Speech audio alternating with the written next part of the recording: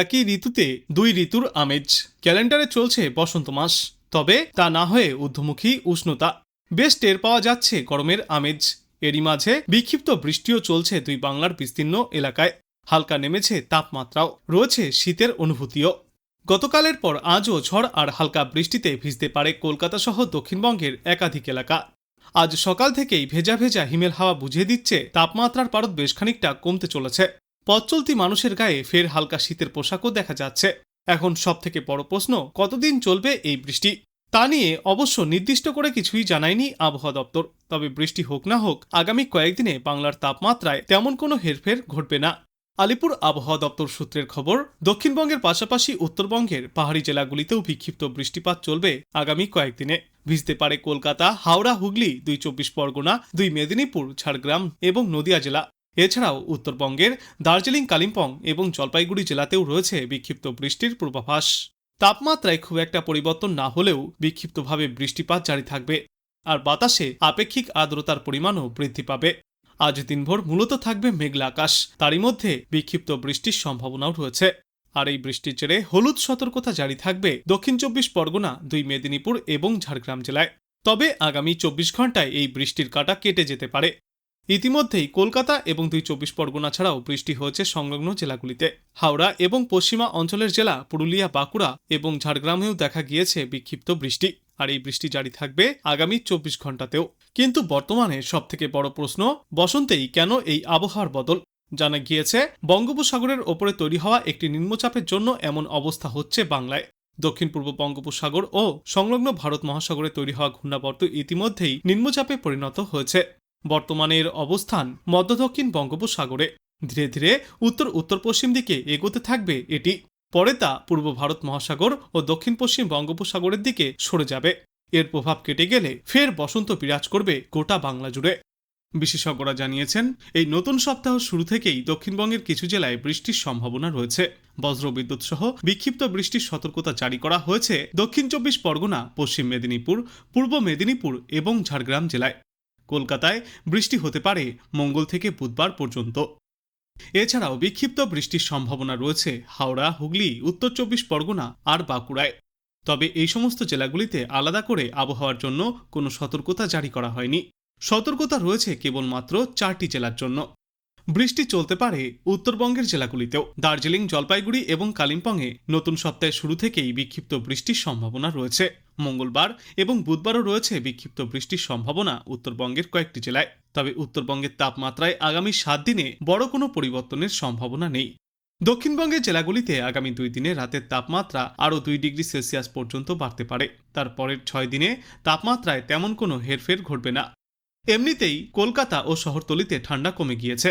সকালের দিকে যে শীতের হালকা আমেজটুকু অনুভব করা যাচ্ছিল, তাও ধীরে ধীরে এবার উধাও হয়ে যাচ্ছে। আবহাওয়া দপ্তর জানিয়েছে, আজ কলকাতায় সর্বোচ্চ তাপমাত্রা থাকবে 32 ডিগ্রি সেলসিয়াসের আশেপাশে। সর্বনিম্ন তাপমাত্রা থাকবে 19 থেকে 20 ডিগ্রি সেলসিয়াসে। আর বাতাসে আপেক্ষিক আর্দ্রতার সর্বাধিক পরিমাণ থাকবে 79% এবং সর্বনিম্ন পরিমাণ থাকবে 40%। আংশিক মেঘলা আকাশের সঙ্গে বিক্ষিপ্ত বৃষ্টির সম্ভাবনা রয়েছে আজ এবং আগামী 72 ঘন্টায়। কলকাতা সহ পার্শ্ববর্তী এলাকাগুলিতে আজ এবং আগামী কয়েকদিনে আংশিক মেঘলা আকাশের সঙ্গে বিক্ষিপ্ত বৃষ্টির সম্ভাবনা রয়েছে। আজ কলকাতা এবং পার্শ্ববর্তী এলাকায় আকাশ আংশিক মেঘলা থাকবে। শহরের সর্বোচ্চ তাপমাত্রা 31 ডিগ্রি সেলসিয়াস এবং সর্বনিম্ন তাপমাত্রা প্রায় 20 ডিগ্রি সেলসিয়াসের আশেপাশে থাকবে। দক্ষিণবঙ্গের দক্ষিণ চব্বিশ পরগনা, পূর্ব মেদিনীপুর, পশ্চিম মেদিনীপুর এবং ঝাড়গ্রামের কিছু অংশে সোমবার হালকা বৃষ্টিপাতের সম্ভাবনা। মঙ্গলবার উত্তর চব্বিশ পরগনা সহ দক্ষিণবঙ্গের এই সমস্ত জেলাতেই সামান্য বৃষ্টির সম্ভাবনা থাকছে। তবে আজ পর্যন্ত কলকাতা, হুগলি, দুই চব্বিশ পরগনা, পূর্ব ও পশ্চিম মেদিনীপুর, ঝাড়গ্রাম, পুরুলিয়া, বাঁকুড়া, দুই বর্ধমান, বীরভূম, মুর্শিদাবাদ এবং নদিয়ায় কোথাও কোনো বৃষ্টির পূর্বাভাস নেই। আগামী বুধবার এবং বৃহস্পতিবারও রাজ্য জুড়ে প্রধানত শুষ্ক আবহাওয়া থাকবে।